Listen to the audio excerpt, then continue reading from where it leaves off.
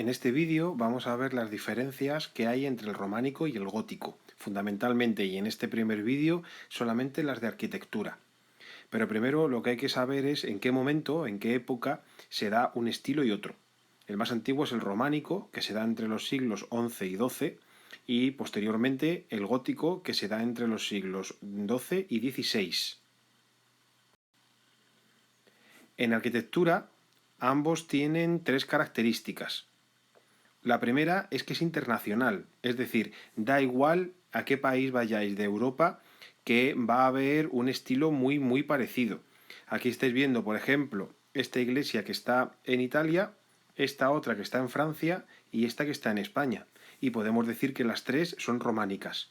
En otros estilos es imposible, cada país tiene la suya, pero tanto en románico como en gótico son internacionales, se extienden fundamentalmente por toda Europa. Se expanden un poquito más al norte de África, ya en el gótico, o alguna pequeña zona de Asia, también en el gótico, pero bueno, fundamentalmente hablamos de Europa. La segunda característica es que tiene mucha influencia de la Iglesia. De hecho, es la que casi siempre paga por hacer edificios, sobre todo románicos y también góticos. Y aquí veis algunos ejemplos de románico, en este caso, en los que gracias a la Iglesia se pudieron hacer. Si no hubiese sido imposible, no habría habido suficiente dinero fuera de esta institución para poder realizarlos. Y por último, es una característica que les diferencia en este caso, y que el románico es un arte más rural. Como podéis ver, son iglesias muy pequeñitas, están en el campo, no están en grandes ciudades, y aunque puedan parecer muy grandes, pero en el fondo no lo son, porque están hechas para una población pequeñita, una población rural. En cambio, ya en el arte gótico esto es diferente y se hacen edificaciones en ciudades, como veis por ejemplo esta fotografía de la derecha, y en lugares muy poblados, y por lo tanto son edificios más grandes que ya le veremos sus características. Pero hay pocos edificios románicos en ciudades y pocos edificios góticos en el campo. Los hay, pero son pocos. Entonces ahora lo que vamos a hacer es que vamos a empezar solo con el románico en arquitectura. En primer lugar, ver aquí algunas de sus características. Lo más importante que tiene, una característica que le diferencia, es el llamado arco de medio punto, que es el típico arco que se hace en la mayor parte, tanto en el románico como posteriormente, pero que en el gótico no se hará, y será una diferencia entre uno y otro. Se llama románico porque recordaba al que hacían los romanos. También, si cogemos ese mismo arco, como estáis viendo aquí en esta imagen, y lo ponemos uno al lado del otro y lo ampliamos, va a llegar un momento en el que nos va a salir la llamada bóveda de cañón. Si no se hiciese esto, que en algunos lugares no se hacía por falta de dinero ya que era muy caro, pues en esta otra imagen de la izquierda podéis ver que el techo no es una bóveda de cañón, sino simplemente es un tejado a dos aguas. Pero es muy característico del románico, como ya digo, esta bóveda de cañón, que tiene para sujetarse de vez en cuando una serie de arcos que sobresalen, llamados arcos fajones, o arco fajón en singular. Veis aquí en las ventanas cómo son arcos de medio punto. Claro, el problema no estaba en si yo hago un pasillo enorme, como veis aquí, que está tapado por un montón de arcos en la bóveda de cañón. El problema era cuando se cruzaban dos de esos pasillos. Al cruzarse, como veis aquí, si os dais cuenta, es un pasillo que va en esta dirección y otro pasillo que va en esta otra dirección. Entonces, si viésemos desde abajo y mirásemos al techo, veríamos lo que aparece en esta fotografía. Es lo que se llama la bóveda de arista, muy característica y muy típica del románico. Simplemente son dos bóvedas de cañón, pero que se cruzan una con la otra. Aquí veis algunas un poquito más, esta es más pobre, pero además está hecha de ladrillo, pero veis lo mismo, esta especie como de aspa que hay, que la provoca el cruce de esas bóvedas de cañón. Y después también hay algunas en el que los cruces lo que se hacen es que se amplían y ya da una característica mucho más importante y mucho más grande y da un estilo diferente más adelante en el tiempo. aunque en el románico serán pequeñitas, pero son las llamadas cúpulas. Aquí veis, por ejemplo, la fotografía de una iglesia en el cual tiene las naves, que es como se llama cada uno de estos pasillos. Aquí veis uno a la derecha, aquí hay otro por la izquierda y el central, cada uno de estos se llama naves. Y veis que el techo está con los arcos fajones, con la bóveda de cañón, que es todo lo demás, y todo en arcos de medio punto, muy típicos, también ventanas, por ejemplo, muy típicos del arte románico. Una característica también muy importante del arte románico es que los muros son muy gruesos, son muy gordos, porque tienen que sujetar mucho peso. Y si lo hacían finitos, pues el edificio se podía caer. De hecho, hay algunos que los hicieron más finos de la cuenta y están agrietados. Claro, para que no se cayese la iglesia, tenían que hacer los muros muy gruesos, pero aún así a veces había problemas. Entonces, lo que tenían que hacer era esto que estáis viendo, que estoy señalando, esta especie como de columnas o pilares pegados a la pared que se llaman contrafuertes. ¿Vale? Contrafuertes. Va todo junto, ¿eh? Contrafuertes. Y eso lo que hacía era que podía sujetar más aún la pared. Claro, para eso, si os dais cuenta, prácticamente no hay ventanas. Tiene que haber un muro muy sólido, muy fuerte y encima reforzado con contrafuertes. Por ejemplo, fijaos aquí qué pedazo de contrafuertes hay en esta iglesia. Posiblemente, además se ve que están hechos posteriormente.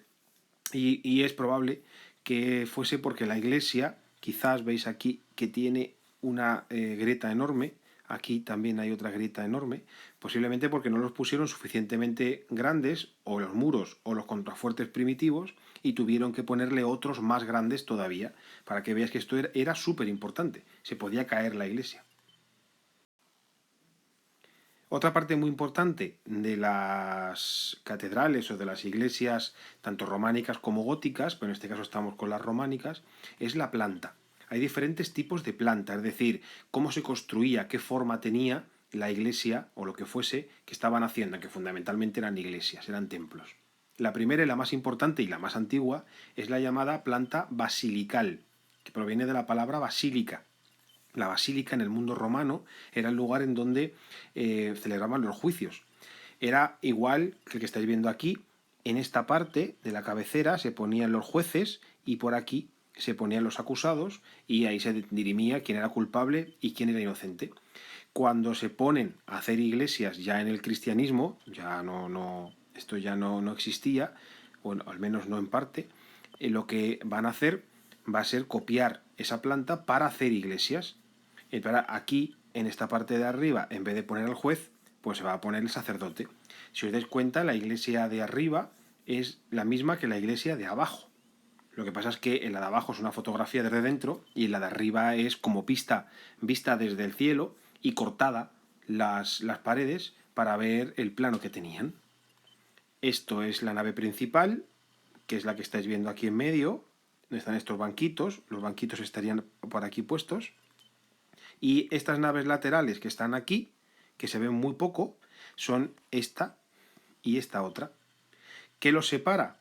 Esta especie como de columnas, pilares enormes, grandísimos, como este o este, que están representados en el plano con estas pequeñas crucecitas que veis aquí, tanto en una nave, separando esas dos naves, como separando estas otras. Esta planta basilical tenía siempre tres naves, una mucho más ancha y más alta, y otras dos laterales, más pequeñas, más bajas y más estrechas. Con el tiempo habrá algunas que tienen hasta 5, es decir, ponen otras dos pequeñas naves laterales a los lados. Y luego, en la cabecera de la iglesia, porque se entraba por aquí, en la cabecera de la iglesia está una pequeña mesa, o lo que hubiese en cada una de ellas, en donde se ponía el sacerdote. Esto evolucionará tanto en el románico como sobre todo en el gótico, en el que habrá plantas de cruz latina. Si os dais cuenta y os fijáis bien, esto no es solamente una iglesia, sino es la representación de la cruz en donde murió Cristo. Aquí, en esta zona, estaría su cabeza, en esta otra zona estarían sus pies, y aquí en esta zona los brazos estirados y el cuerpo. Lo que pasa es que lo que van a hacer es simplemente reproducir cómo era esa cruz, pero en un edificio enorme. También va a tener, si os dais cuenta, una nave central con otras más pequeñitas a los lados y luego otra nave que va a cruzar también con sus otras naves pequeñitas a los lados. Y van a terminar, como siempre, en una cabecera, pero va a haber algo diferente llamado girola que veremos después. Por ejemplo, aquí tenéis una muy famosa en España, que es la Catedral de Santiago de Compostela, románica, muy grande, enorme, y en el que en esta primera fotografía que veis aquí, el cámara está en la nave principal y está apuntando hacia la nave lateral, que como veis es más estrecha y más bajita que donde está. Y en la fotografía de abajo está en el llamado crucero. Aquí está puesto el nombre, y es crucero porque, muy lógico, el lugar en donde cruza la parte principal con la otra nave que es llamada el transepto. En medio, donde está este circulito, es lo que se ve aquí justo, que es la cúpula de la Catedral de Santiago. Y al final del todo tiene la llamada girola. La girola simplemente es algo muy característico de las iglesias de peregrinación, es decir, donde iban peregrinos a pedir porque, bueno, habían tenido algún problema en su vida y iban a pedir al santo, a la Virgen o a quien fuese de esa iglesia o de esa catedral para que eso se le solucionase. O al revés, había pedido que si se solucionaba ese problema, pues iría allí a esa iglesia a darle un donativo o a simplemente hacer el camino entero para darle las gracias. Entonces, claro, el problema que se encontraron los curas de estas catedrales y estas iglesias es que había mucha gente, vamos a llamarles turistas, que estropeaban la misa, porque pasaban por medio todo el rato. Así que decidieron hacer una cosa muy tonta, pero muy efectiva, y es que la gente que entraba en la iglesia podía ir dando vueltas por detrás del altar y de esta manera podía ver en estas pequeñas cupulitas que se llaman absidiolos. Aquí en cada una de ellas, pues aquí estaría San Mateo, aquí la Virgen de no sé qué, aquí estaría otra cualquiera, y podían ir rezando mientras iban dando esta vuelta o este giro, de ahí el nombre, mientras que el cura que estaba en esta posición podía seguir dando la misa tranquilamente sin que toda esta horda de turistas, entre comillas turistas, eran peregrinos, le molestase.